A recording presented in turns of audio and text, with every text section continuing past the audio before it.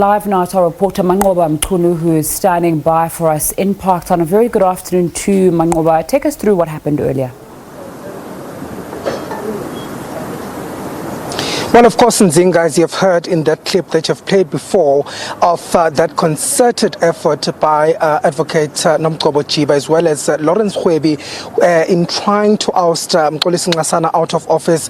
And it's basically told the commission that, you know, from the onset, a few months after he had taken that position as NPA boss, there was this campaign to try and discredit him and really try and remove him from his post as the NPA boss. And he says that, you know, at some point he was informed by one of the prosecutors. In fact, he says it was a specialist a manager at the risk unit at the NPA, Mr. Ubet, who told him, of course, that there was a plot to oust him. And he says that Nomgcobo Jiba had said that, you know, he was simply not good enough for the job and that they must dig dirt on him. So he says that, you know, from the onset, there was really a concerted effort from Nomgcobo Jiba as well as Mrwebi to try and oust him. And of course, he says that this went as far as peddling misinformation to the president, that he wanted to reinstate those charges against him. And of course, he says that's when the president's attitude changed completely against him. Let's take a listen to what he said on this.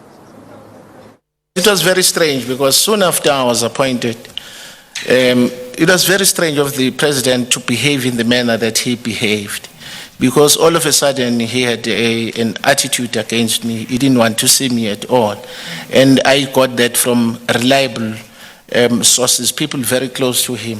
Because everyone was now offering to hook me up with the president, which I found it very strange. And this is what I got from all those people who were offering to hook me up with the president.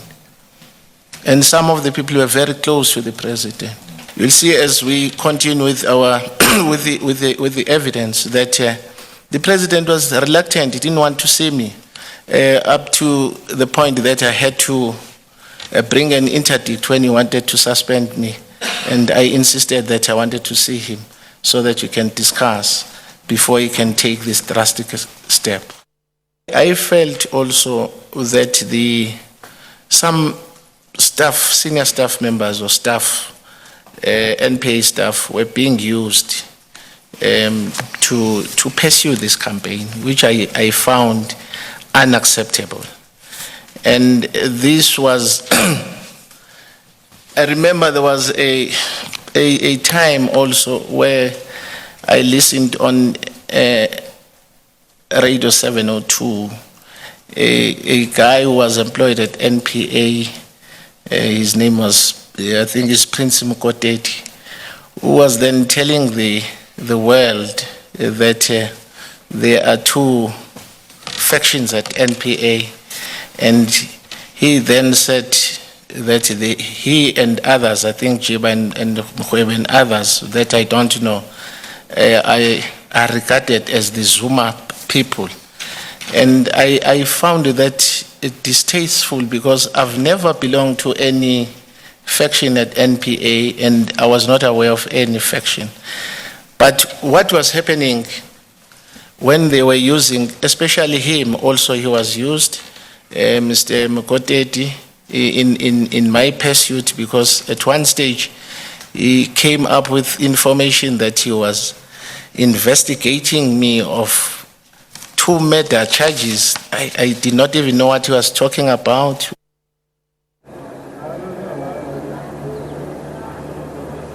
And of course, Mxolisi Nxasana also going into detail about how they'd even tried to trump up charges against him. Of course, saying that some of those NPA officials were used in this campaign to try and oust him from office. They're talking about one of the officials or the manager at the time of the NPA's Integrity Management Unit, Prince Mkotedi, who he says was also used as part of this campaign to try and find charges against him or to try and dig up some dirt on him. But of course, he says throughout this process, he tried to reach out to the president. He tried to also meet with the president. He spoke to the president's legal advisor, Michael Hurley, at the time. And he says when they met at a garage, a petrol station in Midrand, and he says at the time he was assured that, there was really nothing to this, and that, there was nothing that was going to happen from this. But he says, to his surprise, just a few weeks later, that's when he had learned that the president was actually planning to institute a commission of inquiry looking into his fitness to hold office. And of course, he says he ultimately managed to meet with the president in Durban at the Zulu King's house. And he says he had a conversation with the president where the president then related to him that he had heard rumors that he was meeting with the then prosecution's boss, Bulelani Ngcuka, to try and reinstate criminal charges against him. Let's take a listen to what he said on this. And I remember he said to me, one of the things people have told him about me is that I was meeting Mr. Bulelani Ngcuka, who is the first national director of public prosecution. And he said the information that he had is that I was meeting Ngcuka at a certain flat in Durban, and those people were even prepared to go and show him the flat where Ngcuka and I would meet. And he then said to me, Mfanagit, once a person mentions the name of that person, of Ngcuka, I simply go crazy, because that person, referring to Mr. Ngcuka, he hates him. Ngcuka hates the president. Manqoba, what else are we expecting from state capture inquiry today?